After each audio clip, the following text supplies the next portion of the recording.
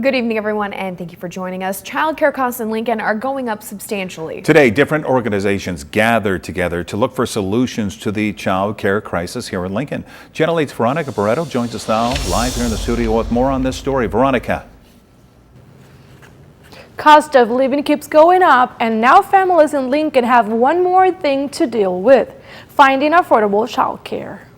The cost of raising and providing for kids has spiked dramatically in recent years. Child care has nearly doubled since 2019. Lincoln Vital Signs through UNL reports the average annual cost of child care for infants was just under $10,000 a year in 2019. 2 years later, in 2021, the average cost has nearly doubled in the state to about $20,000 a year. These changes leave many families with difficult decisions to make. You know, inflation, there's other high costs. Parents just are not able to afford high quality care and education. Most parents are not.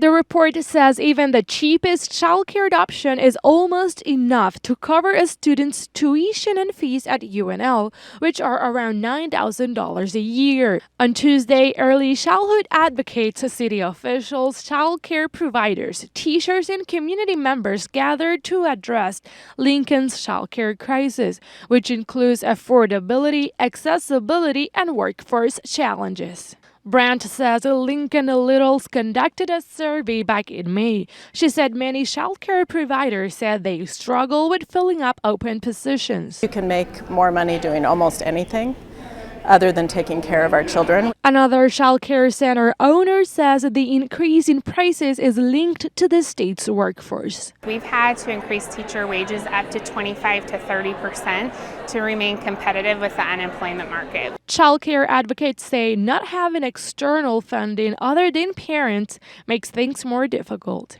Unfortunately, with childcare, there isn't a lot of exterior funding that comes along with that, so the only point of funding comes from parent-paid tuition. The fact that we don't publicly fund childcare like we do public schools is really a detriment to parents and children. Advocate says the entire community needs to work together to address this crisis.